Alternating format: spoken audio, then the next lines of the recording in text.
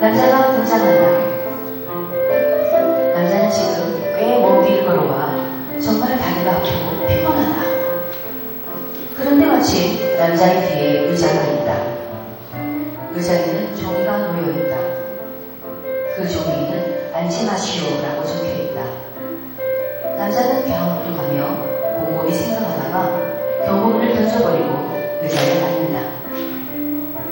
지쳤던 남자는 의자에 앉아서 다리도 펴고 스트레칭도 하고 춤도 춘다.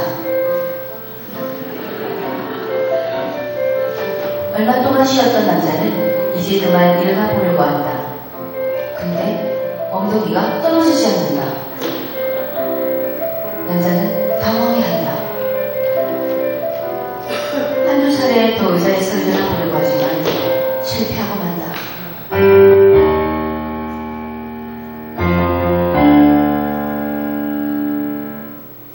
이때 마침 옆집에 사는 똑똑이가 큰 책을 가지고 등장한다. 다행이다. 똑똑이는 모르는 것이 없으니 남자를 이 의자에서 떼어내줄 수 있을 것 같다. 남자는 애타게 똑똑이를 부른다. 그리고 자기가 처한 상황을 설명한다. 역시 머리가 똑똑하다. 상황을 파악한 똑똑이는 책을 펴서 이리저리 살펴본다. 책에서 무언가를 발견한 똑똑이는 주변을 두리번두리번하고 살핀다. 용케 판자를 찾은 똑똑이는 이 판자를 지렛대처럼 사용하여 남자를 떼어내려 한다.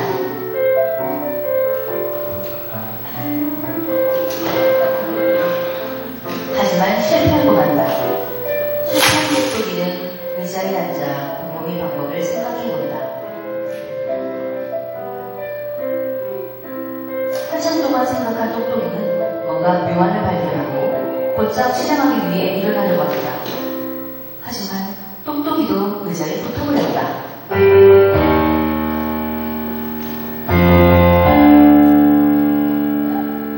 이때 아랫마을에 살고 있는 근육남이 등장한다. 근육남은 힘이 엄청 세다. 의자에 앉아있던 두 사람이 근육남을 발견한다. 그리고 자기를 의자에서 떼어달라고 부탁한다. 근육남은 자기만 믿으라고 문제없다고 한다. 근육남은 남자를 의자에서 떼어내보기 위해 노력한다.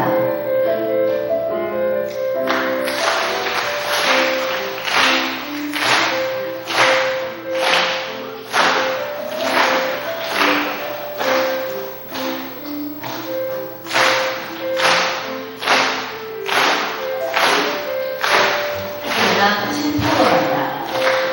아무래도 힘이 부족한 것 같다. 근육남은 힘을 모으기 위해 팔굽혀펴기를 한다.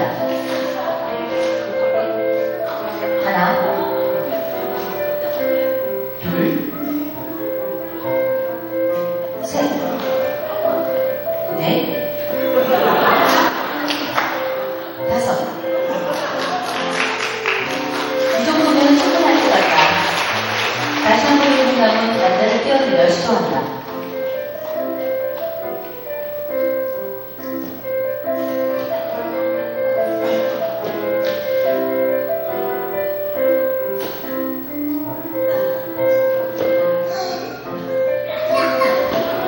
하지만 아깝게도 실패하고 만다. 힘이 다 빠진 근육남은 돌아가려고 한다. 그런데 다리가 떨어지지 않는다. 근육남도 붙어버렸다.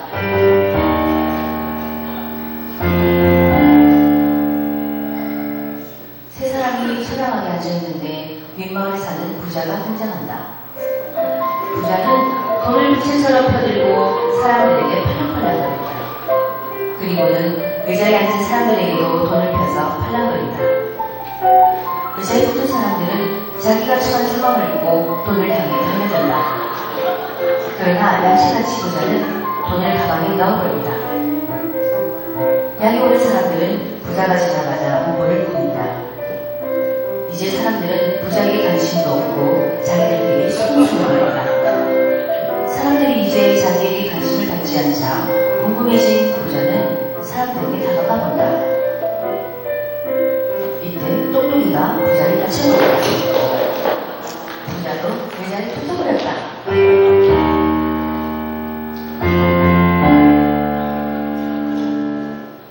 그런데 이때 어디선가 강도가 등장한다.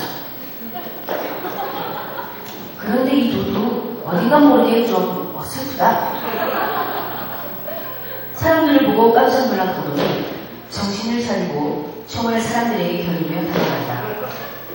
자기들끼리 싸우는 사람들은 강도를 보고 깜짝 놀라 손을 번쩍 들고 강도는 돈을 내놓으라는 한다. 그러자 근육남이 저기 부자를 가리킨다. 강도는 이제 부자에게 다가가 돈을 달라고 협박한다. 그런데 이때 근육남이 원래 강도를 의자에 앉혀버린다. 강도는 잘못했다고 싹싹 빌고 사람들은 안도의 한숨을 내쉰다.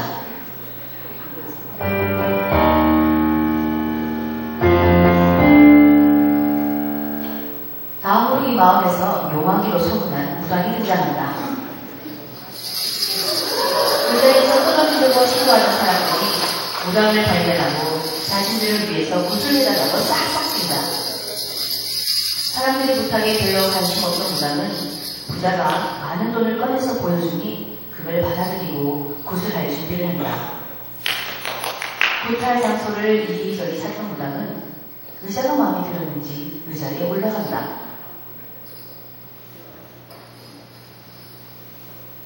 무당은 아기농정과 조상들에게 기운을 받는 모양인지 두 팔을 번쩍 들고 크게 숨을 들어 마신다. 기운을 다 받은 듯한 무당은 이제 굿을 하기 위해 뜀박질을 하려고 하는데 불사 발이 떨어지지 않는다. 믿고 있던 무당도 의자에부터 떨어지지 않는 것을 본 사람들은 절망한다.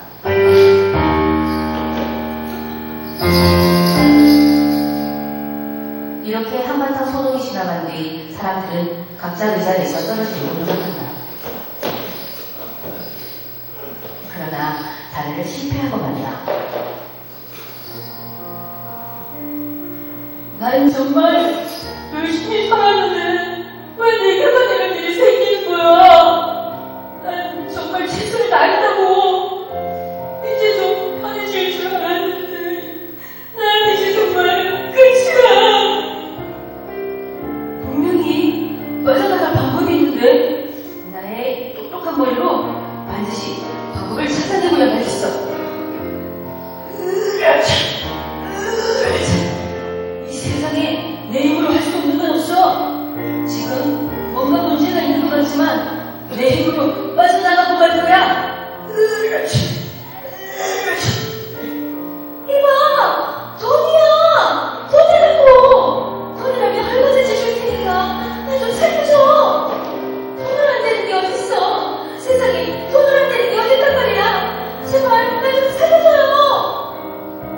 저도 잘 살아보고 싶었는데 그런데 세상은 그렇게 만만하지 않더라고요.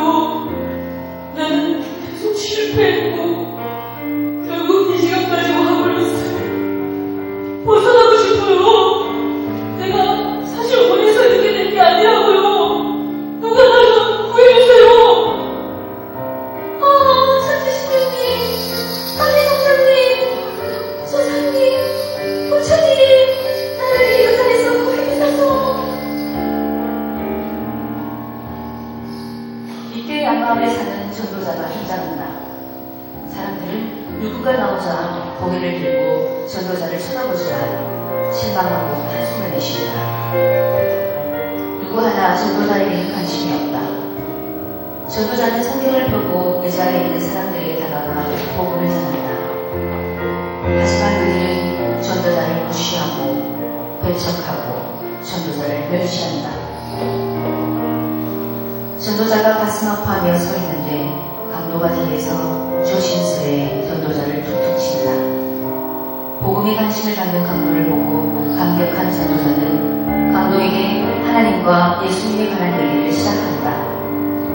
우선 하나님께서 이 세상을 창조하신 이야기부터, 그리고 인간이 죄를 저지른 일, 그 죄가 하나님과 인간의 관계를 끊어놓아 죽을 수밖에 없었던 일, 그러나 하나님께서 인간을 너무 사랑하시어서 죽어야 할 인간 대신에 그의 아들 예수 그리스도를 내어주신 뒤 그 예수님이 십자가에 매달려 돌아가셨다가 3일 만에 부활하신 뒤 마지막으로 누구든지 그 예수를 믿기만 하면 구원을 받을 수 있다는 것까지 복음을 다 전해드린 강도는 예수님을 믿기로 하고 전도자와 영접기를 드린다.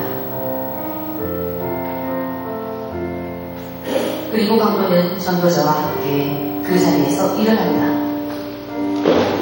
감격한 강도는 당신의 모자를 벗어올린다. 그리고 전도자와 함께 사람들에게 전도하기 시작한다. 그 자리에서 일어난 강도를 보고 놀란 사람들은 그들도 모두 예수님을 믿기로 결심한다. 그것을 본 전도자는 모두를 위해 영접 기도를 드린다. 기도를 다 마친 전도자는 한 명씩 일으켜 세우자 그들은 모두 의자로부터 자유로워진다.